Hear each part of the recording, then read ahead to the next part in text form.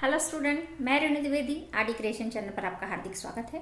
आज हम कुमार भारती पुस्तक की कविता क्रमांक 12 गजलें इस कविता का अध्ययन करेंगे। इसके जो कवि है वो अदम गौंडवी जी है। अब इस कविता के माध्यम से उन्होंने क्या कहने का प्रयास किया है, उन्होंने नैतिकता के बारे में बताया है। उन्होंने जो समाज में भ्रष्टाचार फैला है उस भ्रष्टाचार को किस प्रकार से जो अच्छे लोग दूर करते हैं, उन पर किस प्रकार की अत्याचार होते हैं उसके बारे में बताया है। तो चलिए हम उन्हीं पंक्तियों के माध्यम से, उसी गजल के माध्यम से हम कवि ने क्या कहने का प्रयास किया है उसके बारे में जानने का प्रयास करते हैं।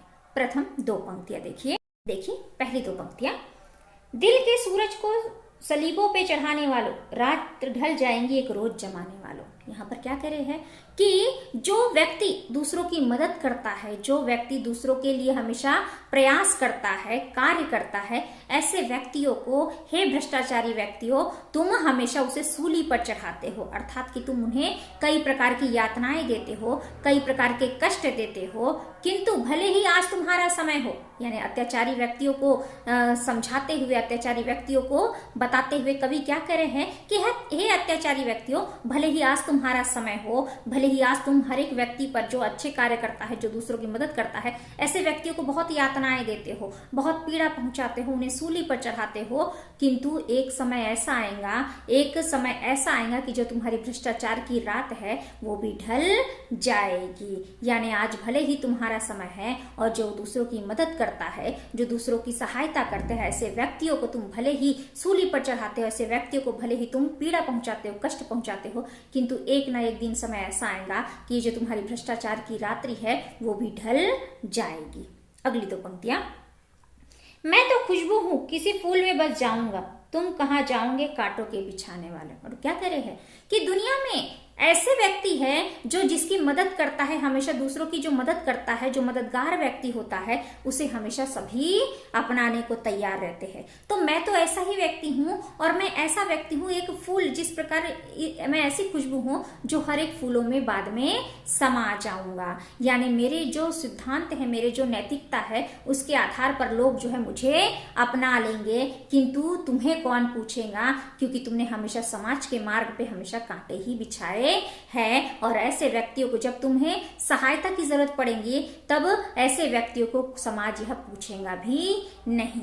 मैं तो एक खुशबू के समान हूं, मेरे कार्य ऐसे है कि लोग मेरे कार्यों को पसंद करेंगे और अगर मुझे आवश्यकता पड़ेगी तो सभी लोग जो है मुझे अपना लेंगे। मैं तो एक खुशबू हूं जो हर एक फूल में, हर एक समाज के व्यक्ति मुझे अपनाने के लिए तैयार हो जाएंगे, किंतु तुम्हारा जब समय आएगा, जब तुम्हें आवश्यकता पड़ेगी, जब तुम्हें सहायता की आवश्यकता पड़ेगी, तब तुम कहाँ जाओगे, क्योंकि तुमने हमेशा समाज के रास्ते पर हमेशा कांटे ही बिछाए हैं और ऐसे व्यक्तियों को समाज कभी भी स्वीकार्य नहीं करेगा। अगली पंक्तियां। मैं उसूलों के उजालों में रहा करता हूं, सोच लो मेरी तरफ लौट के आने वालों। और वो क्या कह रहे हैं कि मैं तो हमेशा उसूलों के उजालों पर, अर्थात कि मैं हमेशा अपने सिद्धांतों पर चलता हूं, मैं हमेशा नैतिकता के पथ पर चलता हूं। और कोई मेरी तरफ वापस आने के बारे में सोच रहा है, अगर कोई मेरी नैतिकता की तरफ आने के बारे में सोच रहा है, मेरे साथ रहने के बारे में सोच रहा है, तो पहले तुम्हें ये सोच लेना चाहिए कि मेरे तक आने के बाद मेरे जो नैतिकता का उजाला है, जो नैतिकता का प्रकाश है, मेरे अंदर जो सिद्धांतों का प्रकाश है, उसके आगे तुम्हारा करप्शन, उसके आगे तुम्हारा भ्रष्टाचार कभी भी टिक नहीं पाएगा। यानी मैं तो सिद्धांतों पर चलने वाला व्यक्ति हूं, मैं तो उसूलों पर चलने वाला व्यक्ति हूं। और अगर तुम मेरे साथ आने के बारे में सोच रहे हो, अगर मेरे पास आने की तरफ सोच रहे हो, तो तुम्हें ये सोच लेना चाहिए कि तुम्हारा जो भ्रष्टाचार का अंधेरा है वो मेरे उसूलों के उजाले के सामने टिक नहीं पाएगा। मेरे उसूलों के प्रकाश के सामने तुम्हारा जो भ्रष्टाचार का अंधकार है वो नष्ट हो ही जाएगा। पंक्ति। उंगलियां तुम पे उठाएगी ये दुनिया एक दिन, अपने बेदिल से नजर फेर के जाने वाला। क्या कह रहे हैं कि तुम्हारे जाने के बाद एक समय ऐसा आएगा, तुम्हारे जाने के बाद एक समय ऐसा आएगा कि ये जो जमाना है वो तुम पर उंगलियां उठाएगा। तुमने हमेशा सत्य और गलत के बीच का जो द्वंद्व है उसे हमेशा तुमने गलत पर ही परखा है, और इसकी वजह से तुम्हारे गलत कार्यों के कारण एक समय ऐसा आएगा जब तुम नहीं रहोगे तो ये जो समाज है वो तुम पर उंगलियां उठाएगा। यानी तुमने जो भी गलत और सही का जो द्वंद्व तुमने पाला है, उस पर तुमने हमेशा जो गलत का साथ दिया है, उसके कारण ये जो समाज के लोग हैं अंत समय पे तुम पर उंगलियां उठाएंगे। देखिए अगली पंक्तियां, जहां पर भाइयों में प्यार का सागर नहीं होता वो ईंटों का मका होता है लेकिन घर नहीं होता। अब यहाँ पर कवि क्या कह रहे हैं कि जहां पर भाइयों का अपने भाइयों के प्रति प्रेम का सागर नहीं उमड़ता, जहां पर एक भाई का दूसरे भाई के प्रति हृदय नहीं धड़कता, आपस में स्नेह नहीं होता, प्रेम नहीं होता, अपने भाई के प्रति एक लगाव नहीं होता, ऐसे घर ईंटों का मकान अवश्य हो सकता है। ऐसे घर जो है दिखावे के लिए सिर्फ घरौंदा अवश्य हो सकता है, किंतु वो घर नहीं हो सकता। ऐसे जो ईंटों से बने हुए जो मकान है वो सिर्फ मकान हो सकते हैं, लेकिन घर नहीं हो सकता। जहां पर भाइयों के प्रति स्नेह नहीं होता, ऐसे जो मकान होते हैं वो सिर्फ ईंटों का घर होता है, ईंटों का मकान होता है, वो घर कभी भी हो नहीं सकता। घर तो वो होता है जहां पर एक दूसरे के प्रति स्नेह का भाव होता है, जहां पर एक दूसरे के प्रति प्रेम का भाव होता है। अगली दो पंक्ति देखिए, जो अपने देश पर कटने का जज्बा नहीं रखता वो चाहे कुछ भी हो सकता है लेकिन सर नहीं हो सकता। अब क्या कह रहे हैं कि जिस मातृभूमि में हमने जन्म लिया है, जिस देश पर हमने जन्म लिया है, उस देश के लिए हमेशा अपने प्राणों को न्यौछावर करने का भी साहस हमें रहना चाहिए। क्या कह रहे हैं कि जिस राष्ट्र ने, जिस देश ने हमें हमारा भरण पोषण किया, जिस राष्ट्र ने, जिस देश ने हमें जन्म दिया, उस राष्ट्र के प्रति हमारे भी कुछ कर्तव्य होने चाहिए और एक जज्बा होना चाहिए, और अपने देश पर मर मिटने का जज्बा होना चाहिए। किंतु अगर जिसके अंदर ये साहस नहीं है, अपने देश के प्रति मर मिटने का साहस नहीं है, वह व्यक्ति कुछ भी हो सकता है लेकिन सर अर्थात कि सर्वश्रेष्ठ नहीं हो सकता। यानी वह व्यक्ति कुछ भी हो सकता है किंतु वह क्या नहीं हो सकता, सर्वश्रेष्ठ व्यक्ति नहीं हो सकता। हमें तो अपने देश पर मर मिटने का जज्बा हमेशा बनाए रखना चाहिए। जिसमें ये जज्बा नहीं होता वह कुछ भी भले हो जाए किंतु वह सर अर्थात कि सर्वश्रेष्ठ व्यक्ति नहीं हो सकता। देखिए अगली पंक्ति में क्या कह रहे हैं, जो समझौते की बातें हैं खुले दिल से होती है, जो हम मिलते हैं उनसे हाथ में खंजर नहीं होता। क्या कह रहे हैं कि अगर आपको समझौता करना है, जहां समझौता होता है वहां तो खुले दिल से समझौता होता है। यानी जहां पर छल कपट मन में हो और समझौता करने की बात हो, वो कभी समझौता हो ही नहीं सकता। यानी जब हम समझौता करते हैं तो वो खुले दिलों से होती है। अगर हम समझौता कर रहे हैं, अगर हम खुले दिलों से समझौता नहीं कर रहे हैं, हमारे मन में छल कपट है, तो वो समझौता हो ही नहीं सकता। अगली पंक्ति है, हकीकत और होती है नजर कुछ और आता है, जहां पर फूल खिलते हैं वहां पत्थर नहीं होते। अब यहाँ पर क्या कह रहे हैं कि अगर कुछ ऐसी जगह होती है, कुछ ऐसे समय होते, स्थान होते हैं जहां पर वास्तविकता में कुछ और दिखाई देता है किंतु वैसा होता नहीं है। यानी जो वास्तविकता है वो दिखाई नहीं देती और जो वास्तविकता नहीं है वो दिखाई देती है। ठीक उसी प्रकार और क्या बता रहे हैं कि जहां पर फूल होते हैं वहां पत्थर तो हो ही नहीं सकते। जिस प्रकार जो फूल है वो कभी पत्थरों से नहीं खिलते, ठीक उसी प्रकार अगर हम मन कर्म से दूसरों के प्रति क्या होते हैं, प्रेम रखते हैं, तो वहां पर कभी द्वेष का भाव आ ही नहीं सकता, कभी छल कपट का भाव आ ही नहीं सकता। यानी अगर हमारी कथनी और करनी में समरूपता नहीं होती है, अगर हम कहते कुछ और है और करते कुछ और है, तो क्या नहीं हो सकता, कभी भी अच्छा नहीं हो सकता। यानी जिस प्रकार जहां फूल खिलते वहां पत्थर नहीं हो सकते, जहां पर पत्थर होते वहां फूल नहीं खिल सकते, ठीक उसी प्रकार अगर हम कहते कुछ और है और करते कुछ और है तो ये समरूपता नहीं होती और कभी भी ऐसा अच्छा नहीं हो सकता।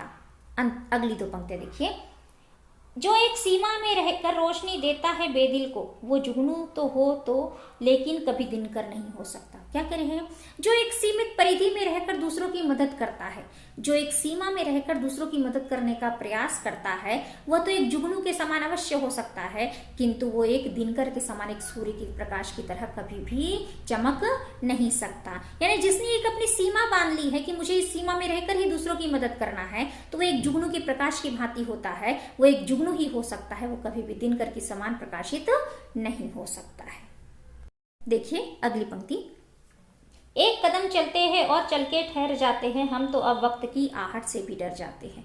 क्या कह रहे हैं कि समाज में कुछ ऐसे व्यक्ति होते हैं जो कार्य को शुरू तो अवश्य कर लेते हैं, यानी समाज में कुछ ऐसे भी व्यक्ति होते हैं जो कार्य को शुरू अवश्य करते हैं, किंतु कार्य में जब कोई बाधा आती है, कार्य में जब कोई कठिनाई आती है, तो उस कार्य को वहीं पर रोक देते हैं।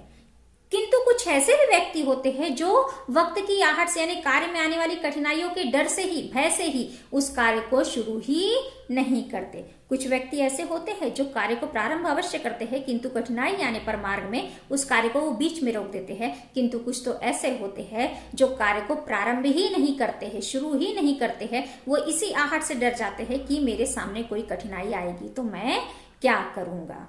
अगली पंक्ति, वो भी इस आग के दरिया में उतर जाते हैं, वही तपते हुए सोने से निखर जाते हैं। क्या कह रहे हैं कि जो भी व्यक्ति के मार्ग में जो भी संघर्ष आता है, जो भी कठिनाई आती है, उन संघर्षों को पार करता हुआ जब वो आगे बढ़ता है, किसी भी मनुष्य के जीवन में जब संघर्ष आता है, कठिनाइयां आती है, जब उन संघर्ष रूपी दरिया में जाता है, तब उसी दरिया में जब उस संघर्षों का सामना करता है तो उसका व्यक्तित्व जो है सोने की तरह चमकने लगता है। जो मनुष्य जो है वो अपने सामने जब कठिनाइयों का सामना करता है, संघर्ष का सामना करता है, संघर्ष रूपी दरिया में डूबता है, तभी जाकर उसका जो व्यक्तित्व है वो सोने की तरह चमकने लगता है।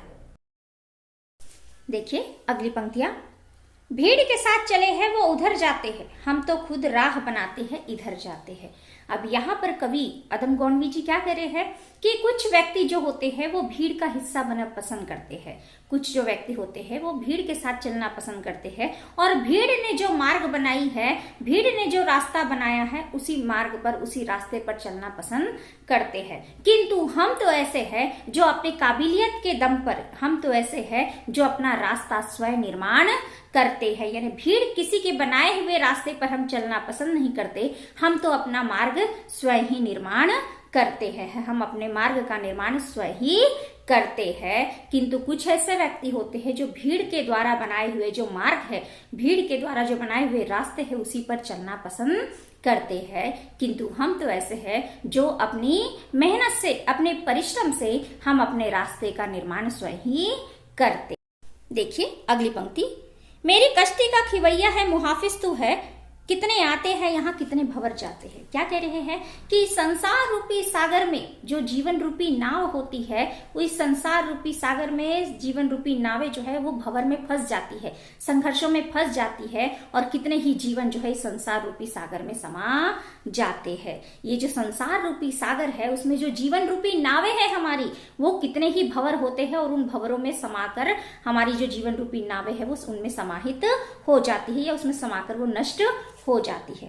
किंतु मेरी जो जीवन रूपी नाव है, जो मेरी जीवन रूपी नाव है, इस संसार रूपी सागर में जो मेरी जीवन रूपी नाव है, उस जीवन रूपी नाव को खेवनहार वाले, अर्थात कि खेवनहार यानी कि जो उसे खिवाते हैं, उसे कि जो बढ़ाते हैं, उसे चलाने वाले यानी नाविक।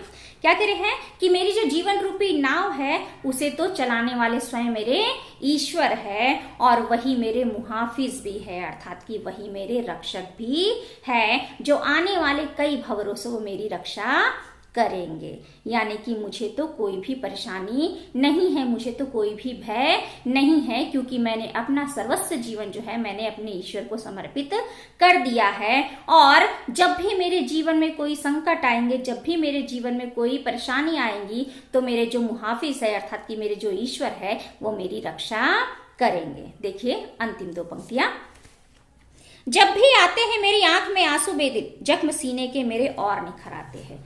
अब क्या कह रहे हैं कि जब भी मेरी आंखों से अश्रु बहते हैं, जब भी मेरी आंखों से आंसू बहते हैं, तो मेरे मन में जो भी पुराने जख्म पड़े होते हैं वो जख्म फिर से ताजा महसूस होने लगते हैं। यानी जब भी मेरी आंखों से अश्रु बहने लगते हैं तो उन अश्रुओं के कारण मानो ऐसा लगता है कि जो घाव सूखे पड़ चुके थे वो पुनः से क्या हो जाते हैं, ताजे हो जाते हैं, यानी वो पुनः से उभर आते हैं। यानी जब भी नेत्रों से अश्रु बहते हैं तो जो जख्म सीने में भर चुके थे वो जख्म फिर से हरे हो जाते हैं।